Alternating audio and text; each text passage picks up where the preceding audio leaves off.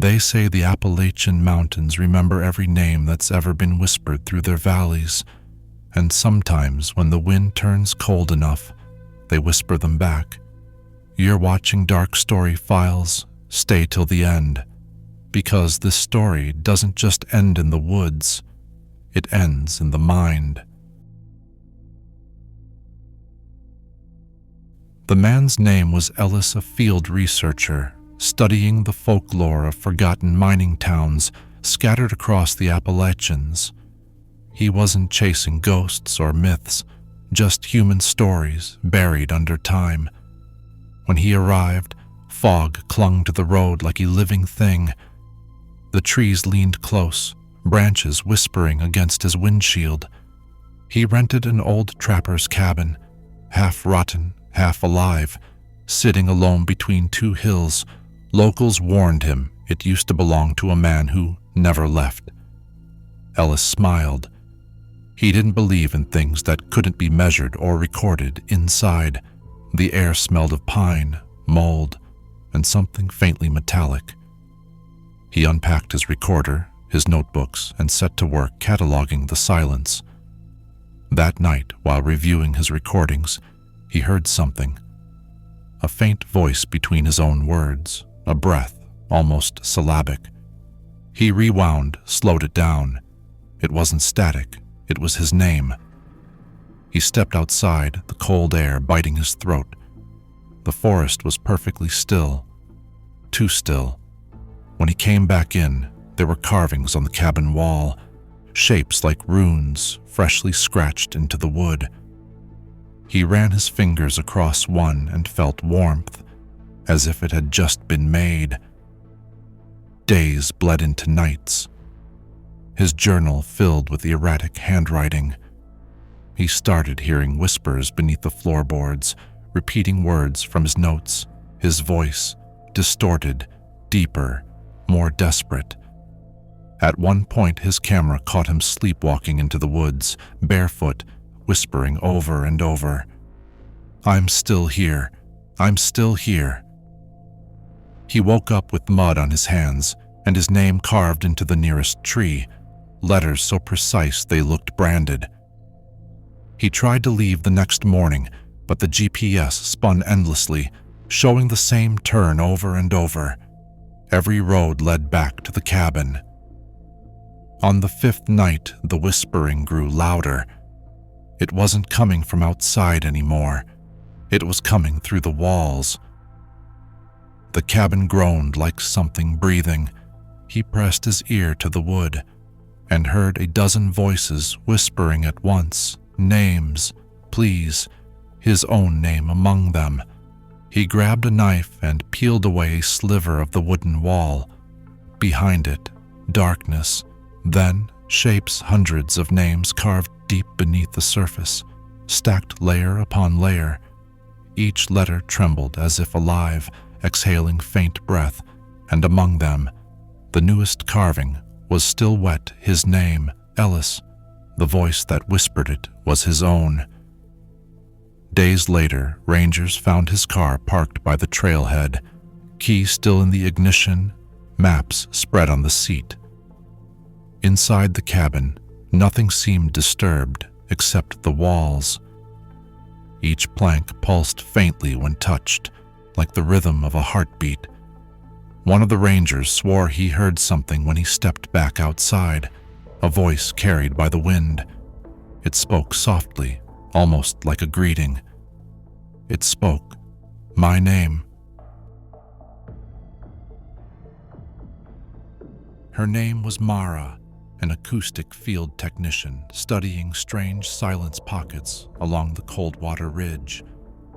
Locals claimed that stretch of forest swallowed sound whole, but Mara never believed folklore until she got there. The moment she stepped into the tree line, the world went unnaturally quiet. Even her footsteps felt muffled, as if the dirt didn't want to disturb whatever lived beneath it. Her base camp sat near an old logging tunnel carved into the mountain decades ago. Its dark mouth sat perfectly still.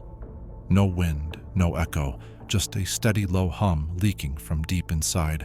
Her instruments registered the vibration instantly. Not random, rhythmic, almost breathing. That night she reviewed her recordings. Static, silence. Then, a whisper, clear, direct. Her name. Rewinding only made it worse. It wasn't background noise. It wasn't wind. It was intentional. When she stepped outside, the forest felt tighter, smaller. Trees leaned closer, and the tunnel behind her released a cold breath that prickled the back of her neck. Each new recording grew more disturbing. The hum wasn't fixed. It was responding to her, mimicking her pitch, matching her breathing pattern, and soon she didn't need headphones to hear it. The vibration slid through her bones, into her teeth, her spine, settling behind her ears like a trapped heartbeat. At night, the silence became aggressive. No insects, no wind, just the mountain's constant, hungry hum.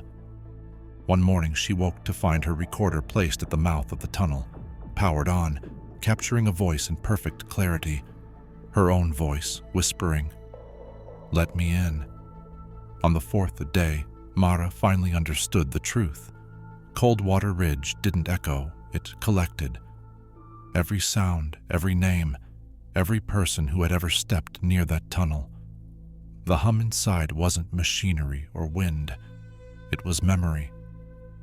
When she stepped a few feet inside the tunnel, the air shifted, vibrating with the dozens of overlapping whispers. Names layered so tightly, they almost formed a single breath. Then one voice separated itself from the rest. Her voice. "Mara." Perfect, smooth to perfect. The mountain wasn't repeating her. It had learned her. A week later, rescuers found her equipment neatly packed, her tent untouched, no sign of Mara. But inside the logging tunnel, the air still pulsed, warm, rhythmic, alive. When a ranger leaned in, he heard a faint whisper woven into the vibration. It spoke, my name.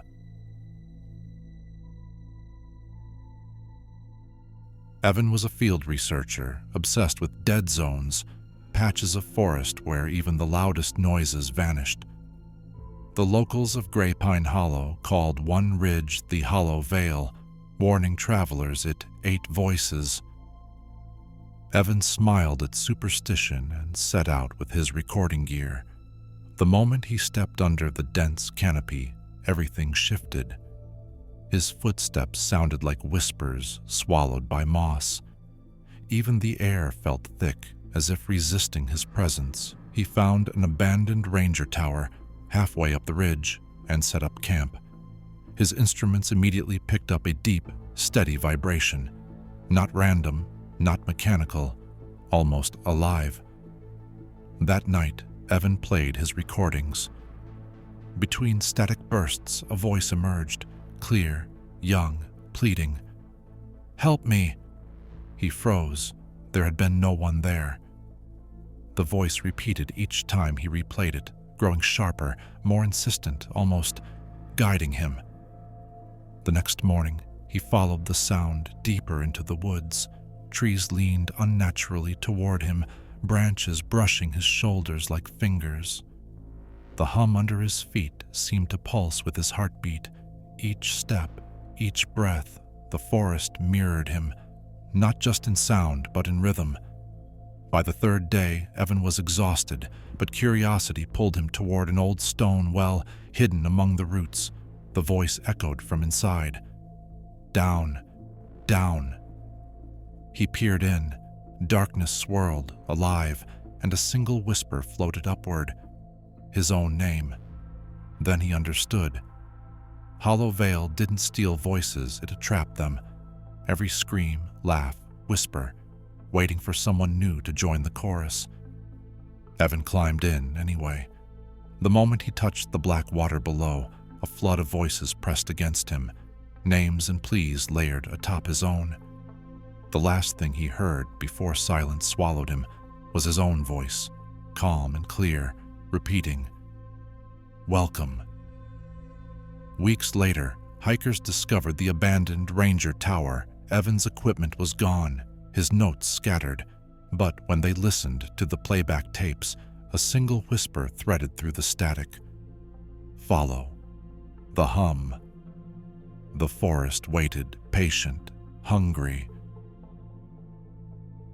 They say the Appalachians don't bury their dead. They keep them, in the wind, in the trees, in the stories that never stop echoing. Some mountains forget, but these ones never do. If you want to hear more stories like this, visit the Dark Story Files channel. And don't forget to like, subscribe, and turn on notifications, because some stories are waiting to find you.